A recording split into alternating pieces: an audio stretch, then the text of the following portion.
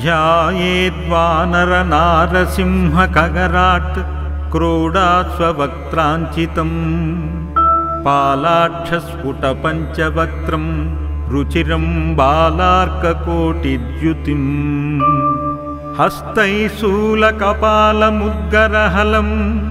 कौमोदिकी धूर्वहम्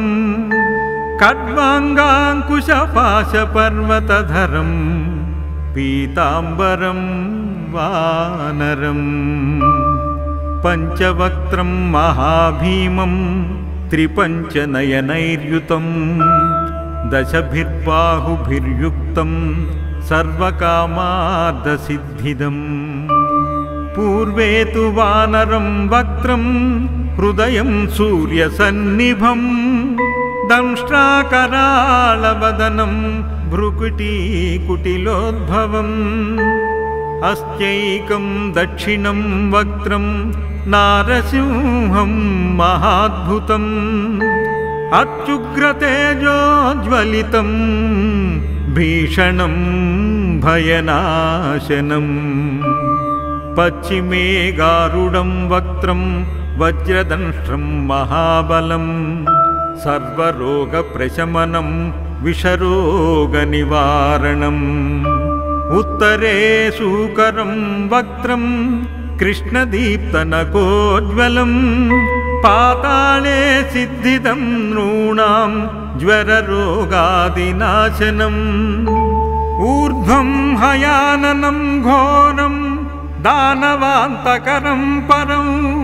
येन वक्त्रेण विपेन्द्र सर्वविद्या विनिर्व्यूहा एतत् पञ्चमुखं तस्य जायतामभयङ्करं खड्गं त्रिशूलं खड्वाङ्गं पाशमङ्कुशपर्वतौ द्वौ मुष्टिसङ्गतौ मूर्ध्नि सायुधैर्दशबुर्भुजैः एतान्यायुधजालानि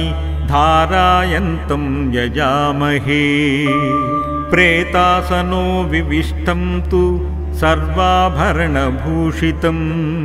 सर्वाश्चर्यमयं देवम् अनन्तं विश्वतोमुखम् पञ्चास्यमुच्यतमनेकविचित्रवीर्यं श्रीशङ्खचक्रमणिसर्पभुजाग्रदेशं पीताम्बरं कवचकुण्डलनूपुराङ्गौ प्रद्योतितं कपिवरं हृदि भावयामि मां पश्य पश्य हनुमान् विजदृष्टिपातैः मां रक्ष रक्ष परितो रिपुदुःखपञ्जात् वश्यां कुरु त्रिजगतिं वसुधाधिपानां मे देहि देहि महतीं वसुधां श्रियं च मे देहि देहि महतीं वसुधां श्रियं च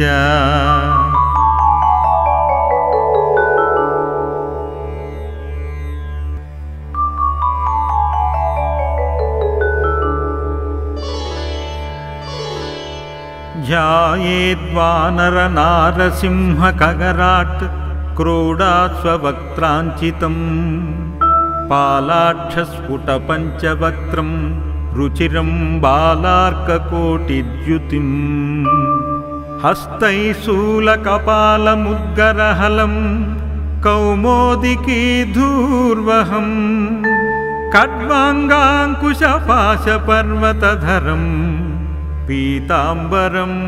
वानरम् पञ्चवक्त्रं महाभीमं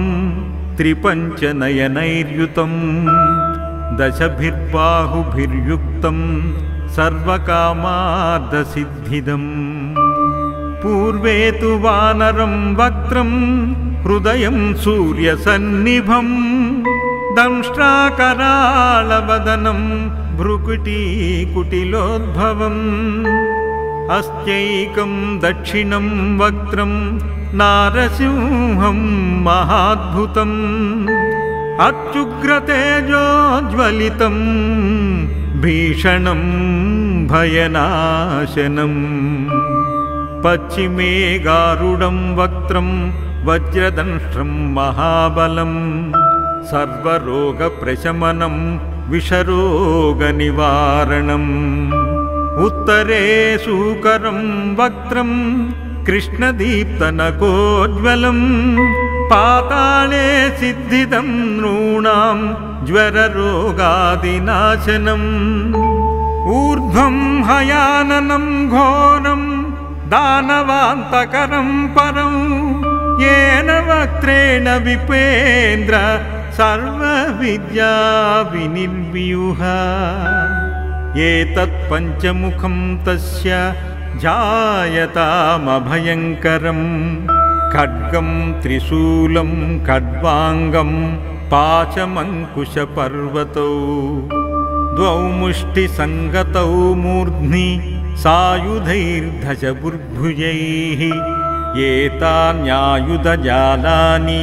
धारायन्तं यजामहे प्रेतासनो विविष्टं तु सर्वाभरणभूषितं सर्वाश्चर्यमयं देवम् अनन्तं विश्वतोमुखम् पञ्चास्यमुच्यतमनेकविचित्रवीर्यं श्रीशङ्खचक्रमणिसर्पभुजाग्रदेशं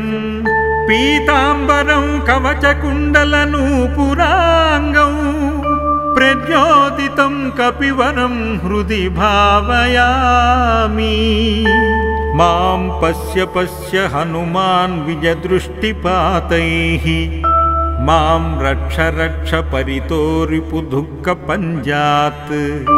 वश्यां कुरु त्रिजगतिं वसुधाधिपानां मे देहि देहि महतीं वसुधां श्रियं च मे देहि देहि महतीं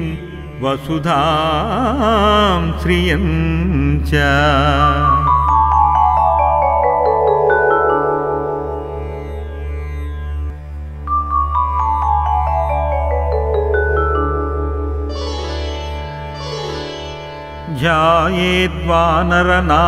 ध्यायेद्वानरनारसिंहखगराट् क्रोडास्ववक्त्राञ्चितं पालाक्षस्फुटपञ्चवक्त्रं रुचिरं बालार्ककोटिद्युतिं हस्तैः शूलकपालमुद्गरहलं कौमोदिकीधूर्वहं खड्वाङ्गाङ्कुशपाशपर्वतधरं पीताम्बरं वानरं पञ्चवक्त्रं महाभीमं त्रिपञ्चनयनैर्युतं दशभिर्बाहुभिर्युक्तं सर्वकामार्थसिद्धिदम् पूर्वे तु वानरं वक्त्रं हृदयं सूर्यसन्निभं दंष्ट्राकराळवदनं भ्रुकुटीकुटिलोद्भवम् अस्त्यैकं दक्षिणं वक्त्रं नारसिंहं महाद्भुतम् अत्युग्रतेजोज्वलितं भीषणं भयनाशनम् पश्चिमे गारुडं वक्त्रं वज्रदंष्ट्रं महाबलं सर्वरोगप्रशमनं विषरोगनिवारणम् उत्तरे सूकरं वक्त्रं कृष्णदीप्तनकोज्ज्वलं पाताले सिद्धिदं नॄणां ज्वररोगादिनाशनम् ऊर्ध्वं हयाननं घोरं दानवान्तकरं परं येन वक्त्रेण विपेन्द्र सर्वविद्या विनिर्व्यूहा एतत् पञ्चमुखं तस्य जायतामभयङ्करं खड्गं त्रिशूलं खड्वाङ्गं पाशमङ्कुशपर्वतौ द्वौ मुष्टिसङ्गतौ मूर्ध्नि सायुधैर्दशबुर्भुजैः एतान्यायुधजालानि धारायन्तं यजामहे प्रेतासनो विविष्टं तु सर्वाभरणभूषितं सर्वाश्चर्यमयं देवम् अनन्तं विश्वतोमुखम् पञ्चास्यमुच्यतमनेकविचित्रवीर्यं श्रीशङ्खचक्रमणि सर्पभुजाग्रदेशम् पीताम्बरं कवचकुण्डलनूपुराङ्गं प्रद्योतितं कपिवरं हृदि भावयामि मां पश्य पश्य हनुमान् विजदृष्टिपातैः मां रक्ष रक्ष परितो रिपुदुःखपञ्जात् वश्यां कुरु त्रिजगतिं वसुधाधिपानां मे देहि देहि महतीं वसुधां श्रियं च मे देहि देहि महतीं वसुधां श्रियं च।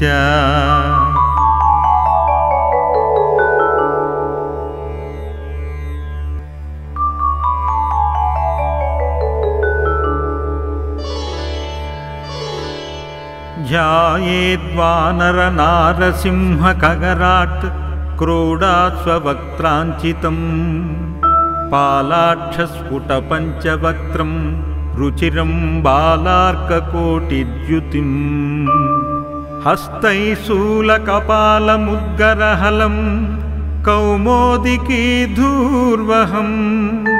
खड्वाङ्गाङ्कुशपाशपर्वतधरं पीताम्बरं वानरं पञ्चवक्त्रं महाभीमं त्रिपञ्चनयनैर्युतं दशभिर्बाहुभिर्युक्तं सर्वकामार्थसिद्धिदम् पूर्वे तु वानरं वक्त्रं हृदयं सूर्यसन्निभं दंष्ट्राकराळवदनं भ्रुकुटीकुटिलोद्भवम् अस्त्यैकं दक्षिणं वक्त्रं नारसिंहं महाद्भुतम् अत्युग्रतेजोज्वलितं भीषणं भयनाशनम् पश्चिमे गारुडं वक्त्रं वज्रदंष्ट्रं महाबलं सर्वरोगप्रशमनं विषरोगनिवारणम् उत्तरे सूकरं वक्त्रं कृष्णदीप्तनकोज्ज्वलं पाताले सिद्धिदं नॄणां ज्वररोगादिनाशनम् ऊर्ध्वं हयाननं घोरं दानवान्तकरं परं येन वक्त्रेण विपेन्द्र सर्वविद्या विनिर्व्यूह एतत् पञ्चमुखं तस्य जायतामभयङ्करं खड्गं त्रिशूलं खड्वाङ्गं पाशमङ्कुशपर्वतौ द्वौ मुष्टिसङ्गतौ मूर्ध्नि सायुधैर्दशबुर्भुजैः एतान्यायुधजालानि धारायन्तं यजामहे प्रेतासनो विविष्टं तु सर्वाभरणभूषितं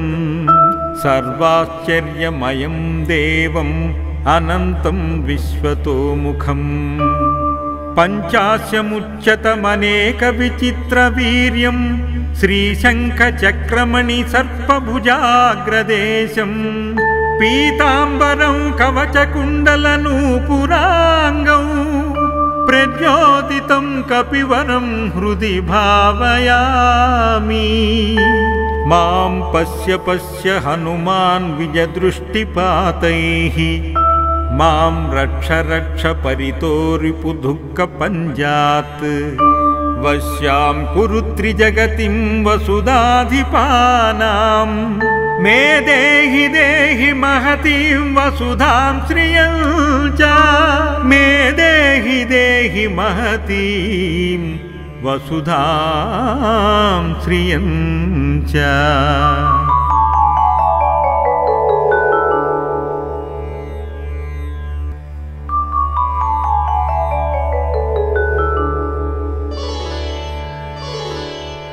ध्यायेद्वानरनारसिंहखगराट्